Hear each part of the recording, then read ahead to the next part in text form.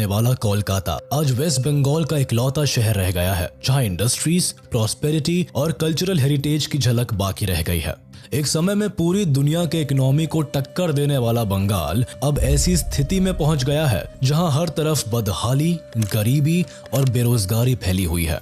एक तरफ जहां 17th और 18th सेंचुरी में इस राज्य ने ट्रेड, हैंडलूम और टेक्सटाइल जगत में अपना नाम कमाया, वहीं 19th और 20th सेंचुरी में बंगाल ने देश को कई महान इंटेलेक्चुअल्स और फ्रीडम फाइटर्स भी इंडिया को दिए। राजा राममोहन रॉय, सुभाष चंद्र बोस से लेकर गुरुदेव रविंद्रनाथ टैगोर, स्वामी विवेकानंद और ईश्वर चंद्र विद्यासागर जैसे कई बड़े लेजेंड्स का ताल्लुक भी बंगाल की भूमि से ही रहा। सोशल और इकोनॉमिक डेवलपमेंट के चलते ये राज्य ब्रिटिश की वेल्थ का जरिया बना और भारत की राजधानी के तौर पर सम्मानित रहा।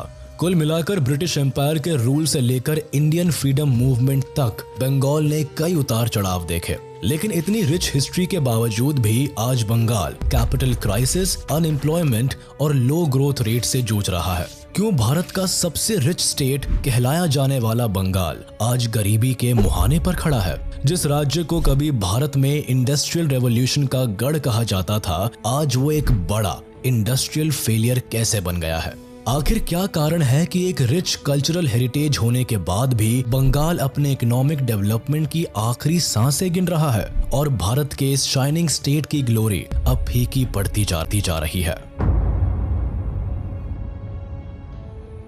भारत के फलते फूलते ट्रेड, रिचनेस और गोल्डन पीरियड की सबसे बड़ी झलक कभी बंगाल में देखने को मिलती थी। गंगा और ब्रह्मपुत्र नदी के सबसे फर्टाइल लैंड पर बसे होने की वजह से इस राज्य का एग्रीकल्चर, ट्रेड और टेक्सटाइल इंडस्ट्री दुनिया भर में मशहूर था। यहाँ मौजूद रिच जाइगेंटिक डेल्टा बंगाल की इकोनॉमिक ग्रोथ के लिए इतना बेनिफिशियल था कि बंगाल शुरू से ही ट्रेड के लिए एक कमर्शियल हब बना रहा। एक तरफ बे ऑफ बंगाल और दूसरी तरफ हिमालय से सटी खूबसूरत वादियां हमेशा ही बंगाल को समृद्ध और सुंदर बनाती रही है।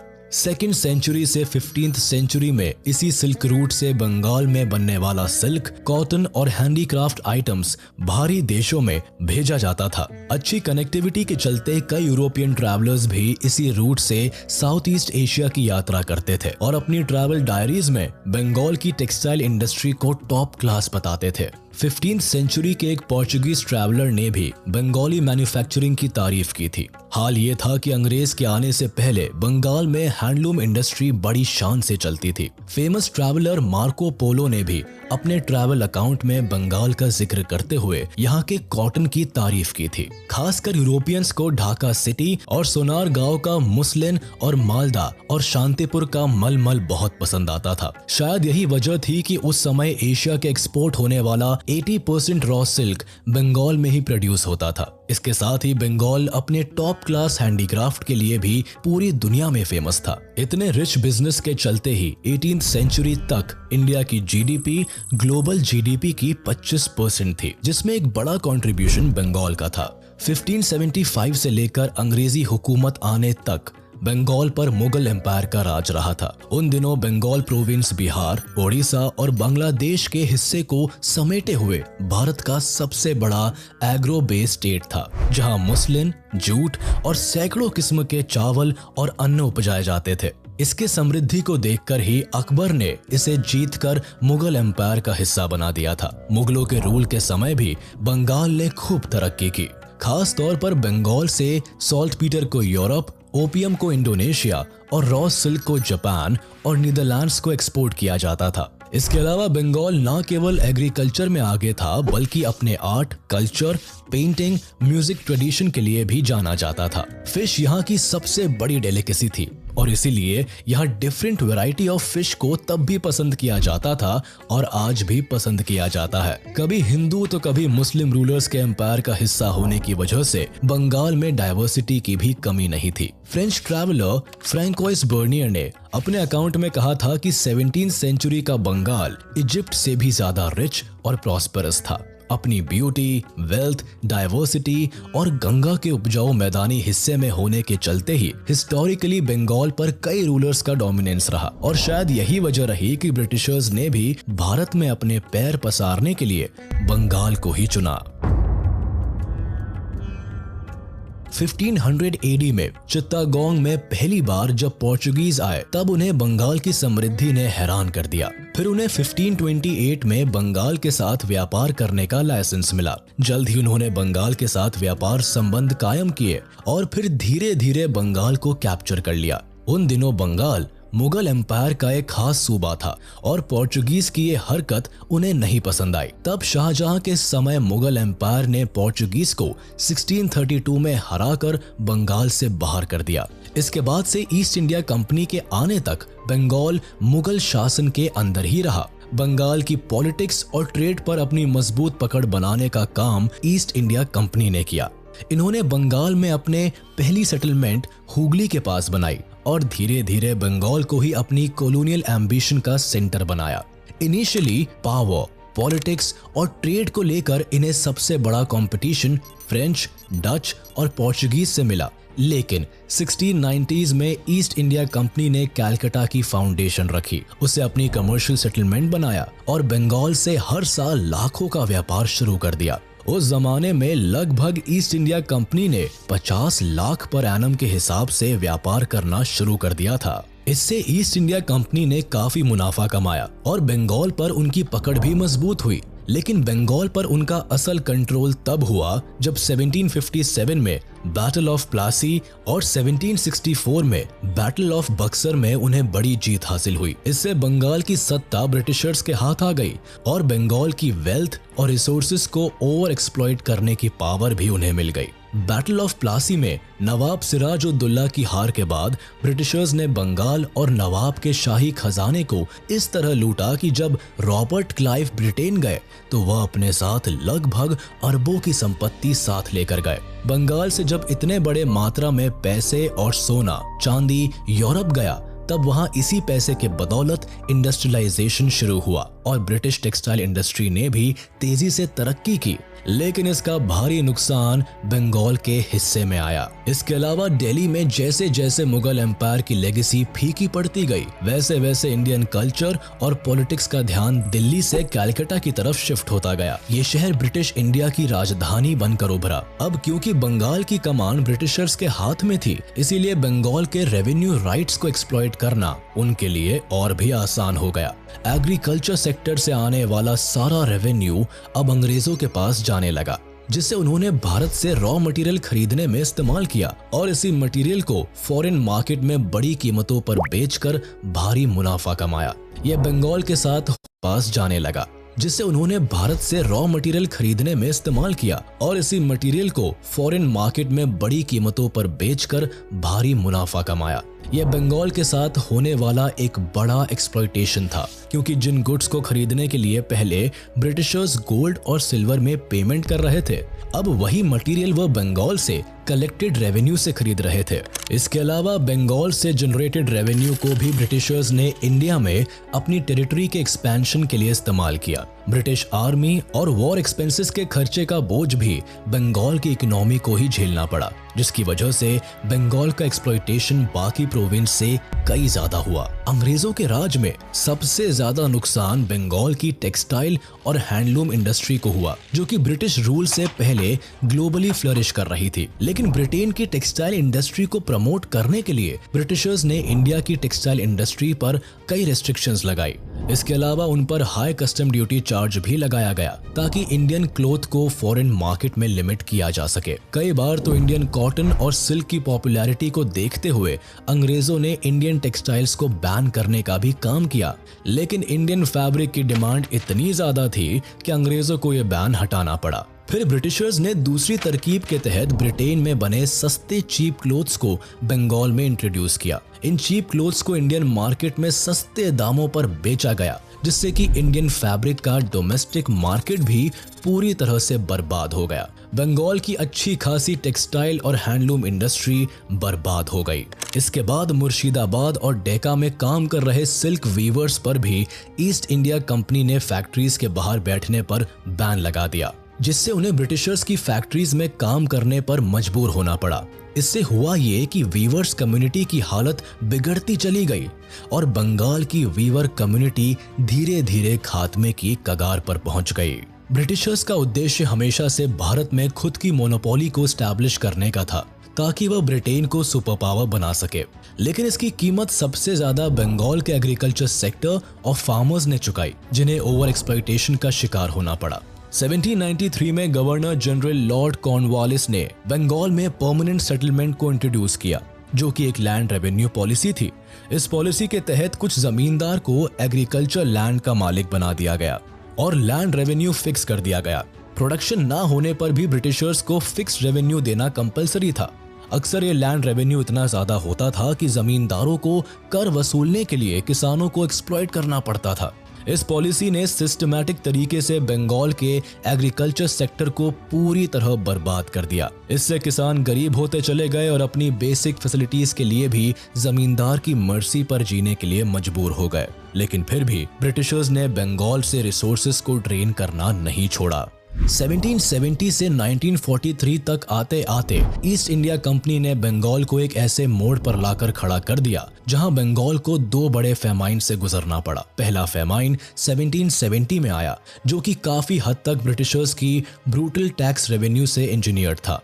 1769 में फील्ड मॉनसून के चलते बंगाल और बिहार में एक तरफ जहां भयंकर सूखा पड़ा, वहीं ये कंडीशन और भी खराब हो गई जब स्मॉल पॉक्स महामारी बंगाल में चारों ओर फैल गई। इस फेमाइन ने बंगाल की 1/3 आबादी को साफ कर दिया। लेकिन इस भयानक स्थिति में भी ब्रिटिशर्स गरीब किसानों से 30% लैंड टैक्स रेवेन्यू वसूलने से बाज नहीं आए।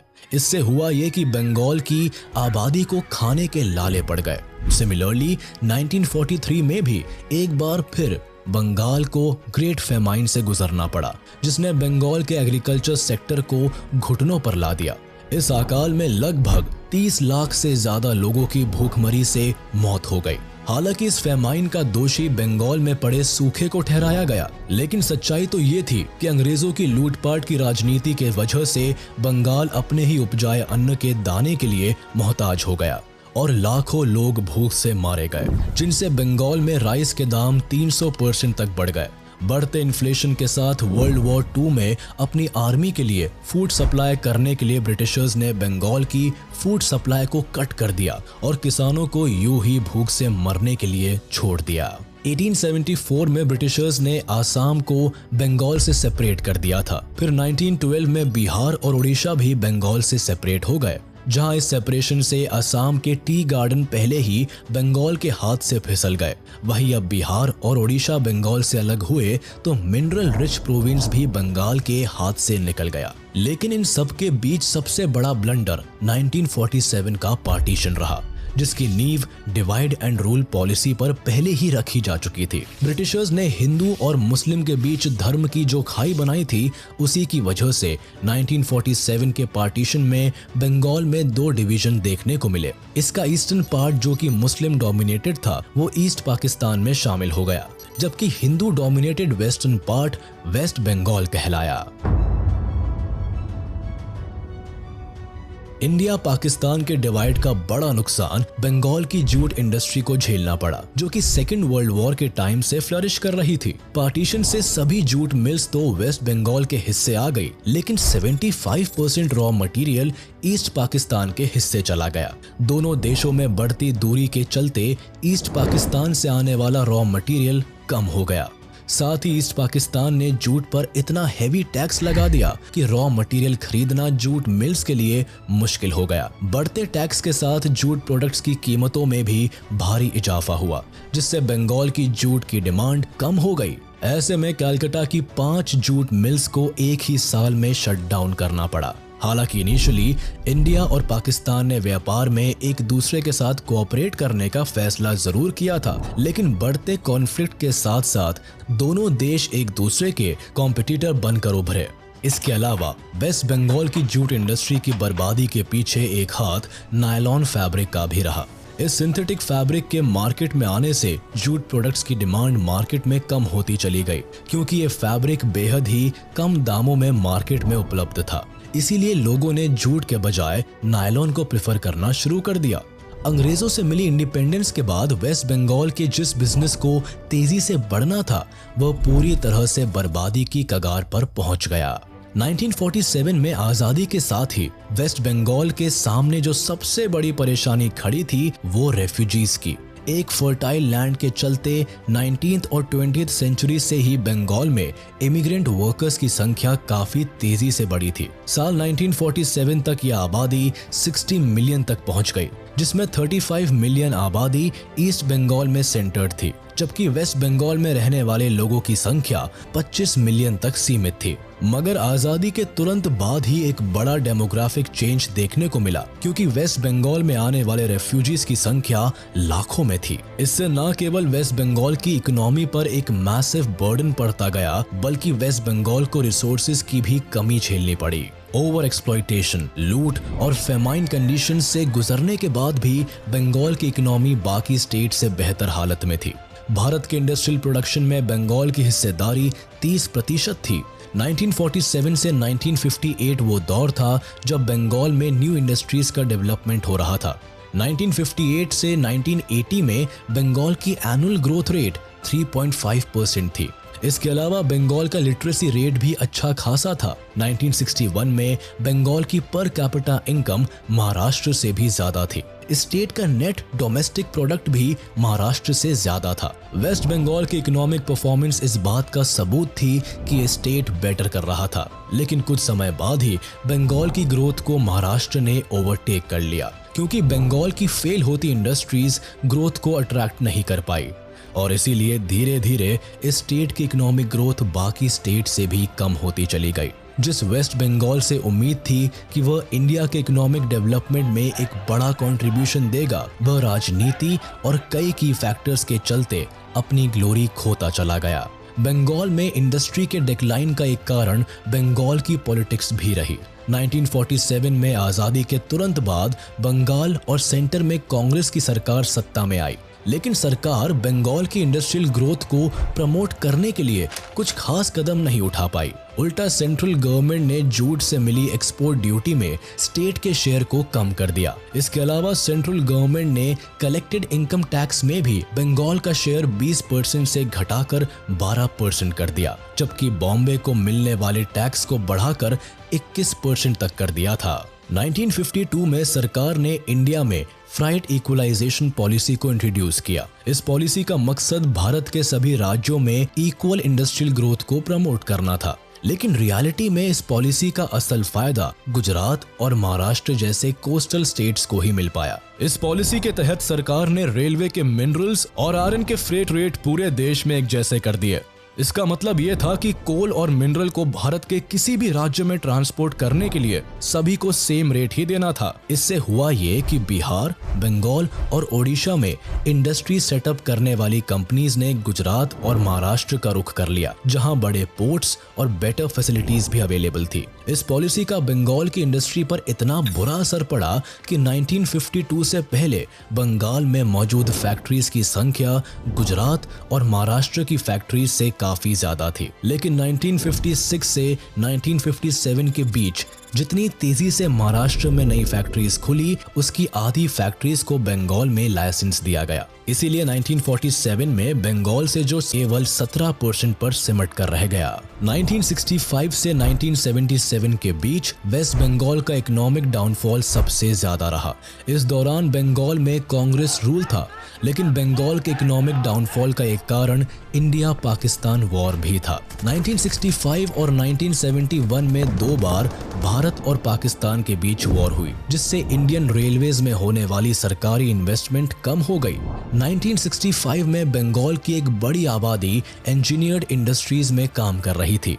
इसके अलावा बंगाल इंडस्ट्री भी इंजीनियर्ड इंडस्ट्री पर डिपेंडेंट थी। इसीलिए जब सेंट्रल गवर्नमेंट की तरफ से रेलवे इन्वेस्टमेंट में कमी आई, तो इससे बंगाल की इंजीनियर्ड इंडस्ट्री का भी बंटा धार हो गया। एक तरफ जहां इंडिपेंडेंस के बाद बंगाल कई इकोनॉमिक इश्यूज को फेस कर रहा था, वहीं दूसरी तरफ 1969 में बंगाल में पॉलिटिकल पावर का शिफ्ट देखने को मिला।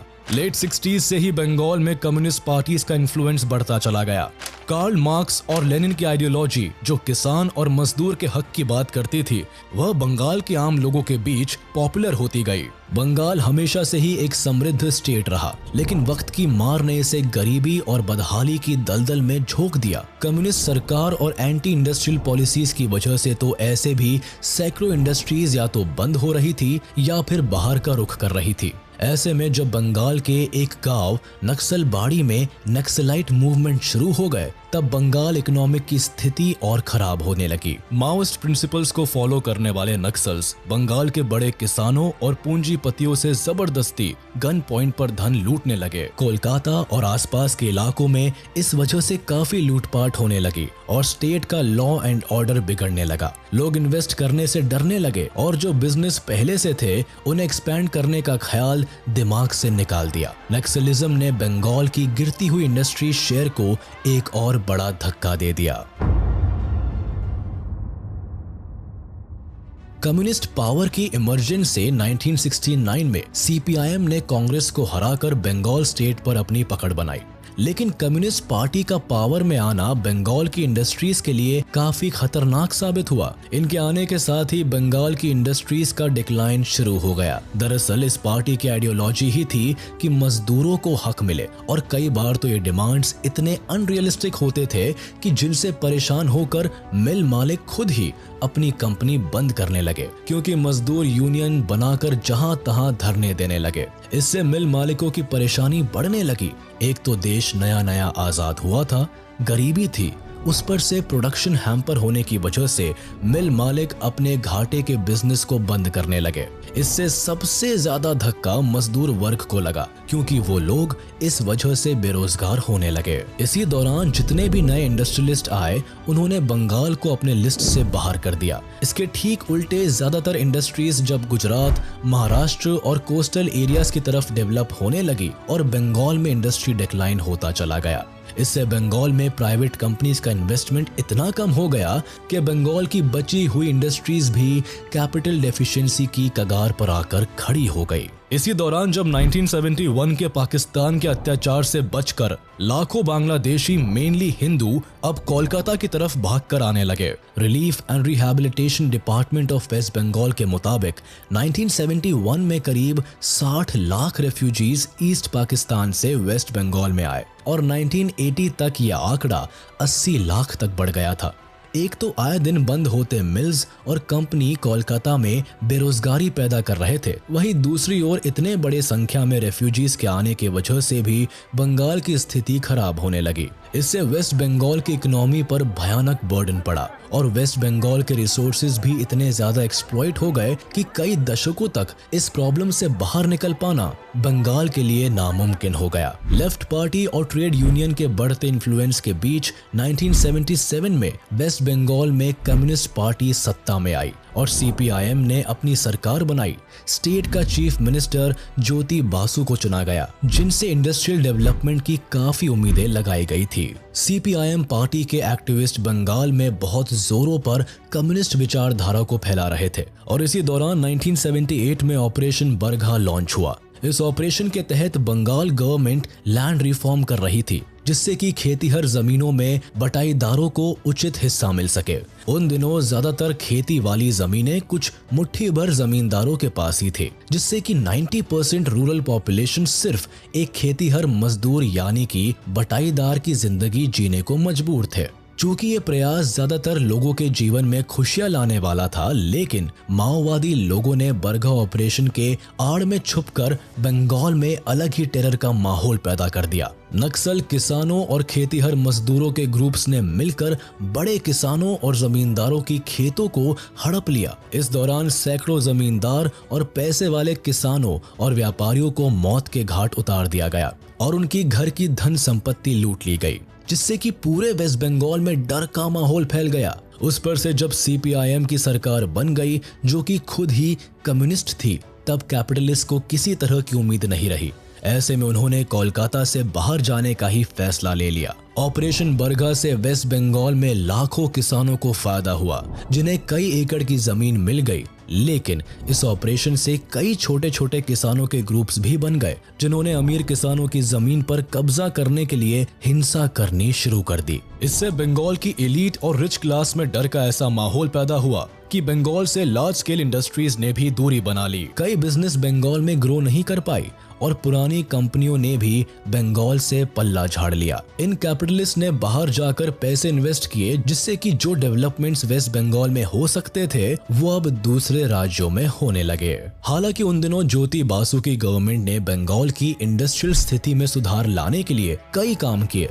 इन दिनों बंगाल में एसएमईज को प्रमोट किया जाने लगा। 1978 में उन्होंने बंगाल के लिए न्यू इंडस्ट्रियल पॉलिसी को इंट्रोड्यूस किया। इस पॉलिसी के तहत बंगाल स्टेट गवर्नमेंट ने स्मॉल स्केल इंडस्ट्रीज को ज्यादा सपोर्ट किया, क्योंकि अपनी विचारधारा के तहत वो ज्यादा पावर लेबर के हाथ में देने पर विश्वास रखते थे। इसीलिए 1980 से 1990 में बंगाल में स्मॉल स्केल इंडस्ट्रीज ने काफी तेजी से ग्रो किया। लेकिन इसी के साथ बंगाल में ट्रेड यूनियन, स्ट्राइक्स और लॉकआउट का कल्चर भी आम हो गया। लेबर यूनियन अपनी मांगों को लेकर अक्सर सड़क पर उतर आने लगे, जिससे लार्ज स्केल इंडस्ट्रीज ने बंगाल से दूरी बनाना ही बेहतर समझा। इसके विपरीत स्मॉल स्केल इंडस्ट्रीज की ग्रोथ से बंगाल में कई लोगों को रोजगार भी मिला और कहीं ना कहीं इससे बंगाल की इकोनॉमी की हालत पहले से बेहतर भी हुई।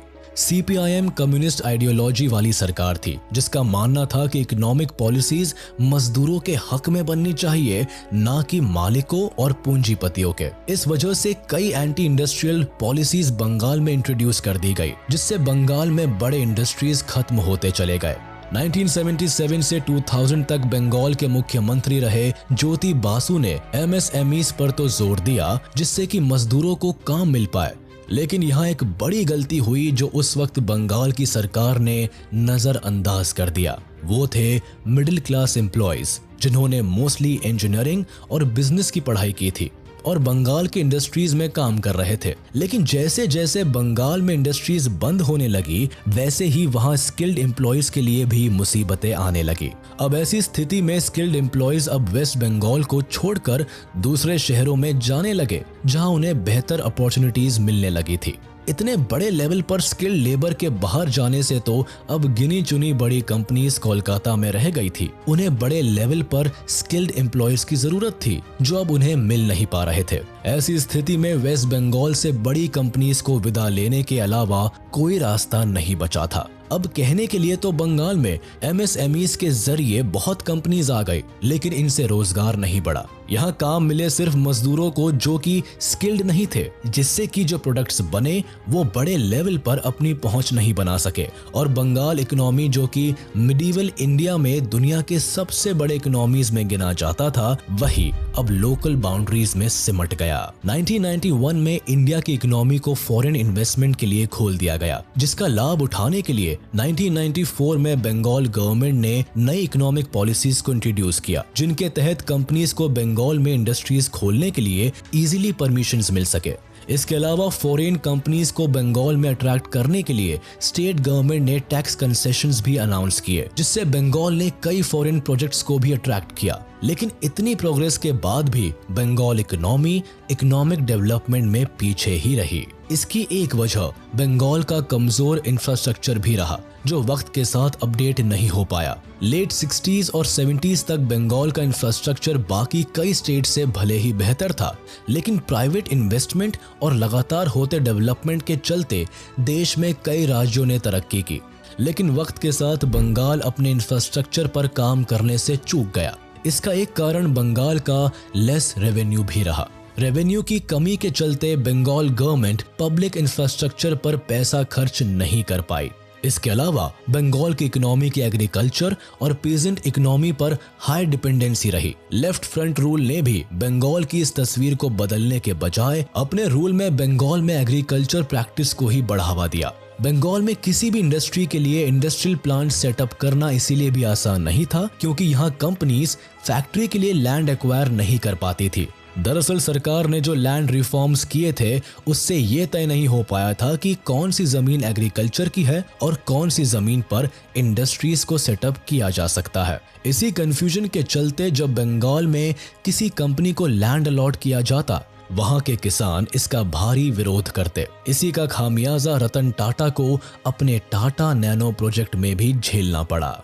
साल 2006 में वेस्ट बंगाल को इंडस्ट्रियल डेवलपमेंट का एक सुनहरा मौका मिला जब रतन टाटा ने अपने टाटा नैनो के प्लांट के लिए बंगाल के सिंगूर इलाके को चुना। ये रतन टाटा का ड्रीम प्रोजेक्ट था, इसीलिए ये प्लांट 1000 एकड़ की जमीन पर लगाया जाना था। राज्य सरकार भी इस प्लांट से बंगाल के इंडस्ट्रियल डेवलपमेंट का सपना देख रही थी ताकि राज्य की इकोनॉमिक ग्रोथ हो सके और लोगों को बेटर जॉब अपॉर्चुनिटीज मिल सके। लेकिन जैसे ही सरकार ने टाटा के लिए लैंड अलॉट किया, बंगाल के किसानों से इसे भारी विरोध झेलना पड़ा। सिंगूर में रहने वाले किसानों का कहना था कि प्रपोज लैंड के लिए सरकार ने लोगों को जमीन खाली करने के लिए मजबूर किया और इसके बदले जो कंपनसेशन दिया गया वो काफी कम था। इसके अलावा सरकार न्यू हाउसिंग फैसिलिटीज देने में भी इतनी देरी कर दी कि लोग सड़कों पर उतर आए। इस प्लांट को न केवल किसानों बल्कि एनजीओ, एनवायरमेंटलिस्ट, इंटेलेक्चुअल्स और ऑपोजिशन पार्टी से काफी विरोध झेलना पड़ा। खुद ममता बनर्जी इस प्लांट के विरोध में उतर आई। 2 साल तक चले इस क्लैश से आखिरकार रतन टाटा ने अपना प्लांट गुजरात में शिफ्ट कर दिया। इस फैसले से ममता बनर्जी के पॉलिटिकल करियर को तो काफी फायदा हुआ, लेकिन बंगाल एक बार फिर से इंडस्ट्रियल ग्रोथ से अछूता रह गया। जिस प्रोजेक्ट से बंगाल की इकोनॉमिक ग्रोथ को बूस्ट मिल सकता था और लोगों को रोजगार मिल सकता था, वो सब कुछ बर्बाद हो गया। टाटा नैनो के फेलियर के बाद किसी भी कंपनी ने इन्वेस्टमेंट के लिए बंगाल की तरफ मुड़कर भी नहीं देखा। बंगाल केवल एग्रीकल्चर सेक्टर तक सिमट कर रह गया। में टीएमसी पार्टी को बंगाल में भारी जीत मिली और ममता बनर्जी बंगाल की चीफ मिनिस्टर बनकर सत्ता में आई। लेकिन टीएमसी रूल के बाद भी बंगाल की इकोनॉमी संघर्ष ही करती रही। साल 2012 से 2017 के बीच बंगाल की ग्रोथ रेट 5.5% पर लाया करती थी, जबकि उस दौरान में इंडिया की नेशनल ग्रोथ 7.1% पर थी। अब इसकी सबसे बड़ी वजह यह थी कि बंगाल की इंडस्ट्रियल प्रॉब्लम सॉल्व ही नहीं हुई। एक फर्टाइल लैंड के चलते लोगों ने बंगाल में इंडस्ट्रियल डेवलपमेंट के बजाय एग्रीकल्चर को चुना और ममता बनर्जी की सरकार भी बंगाल इकोनॉमी को बूस्ट करने के लिए एग्रीकल्चर सेक्टर पर फोकस करती रही। इसका नतीजा ये हुआ कि आज भी बंगाल की जीडीपी में 12% शेयर एग्रीकल्चर का है। यहाँ की 65% से भी ज्यादा वर्क फोर्स एग्रीकल्चर सेक्टर में काम कर रही है। लेकिन फिर भी बंगाल की पैदावार ग्लोबल पैदावार के 2/3 से भी कम है। वेस्ट बंगाल की प्राइमरी क्रॉप राइस है और इसकी पैदावार साल 2017 से 18 में 2926 केजी पर हेक्टेयर थी, जबकि इसी साल global average yield 4250 KG per hectare थी। ये कम उपज इस बात की तरफ इशारा करती है कि बंगाल इकोनॉमी स्टैग्नेंट होती जा रही है। इसके अलावा साल 2015 के आंकड़े बताते हैं कि भारत का सबसे बड़ा अनऑर्गेनाइज्ड सेक्टर बंगाल में ही है, जिसकी वजह से बंगाल की अर्थव्यवस्था लगातार गिरती जा रही है। 1980 तक जहां देश की टोटल मैन्युफैक्चरिंग में बंगाल का शेयर 12% था, वो 2011 तक घटकर केवल 4% ही रह गया और इसकी एक वजह बंगाल का एंटी इंडस्ट्रियल माइंडसेट भी रहा है। इसी के साथ हम आपसे विदा लेते हैं। उम्मीद है आपको ये वीडियो जरूर पसंद आया होगा। आप इस वीडियो को अपने दोस्तों के साथ शेयर करना बिल्कुल भी ना भूलें।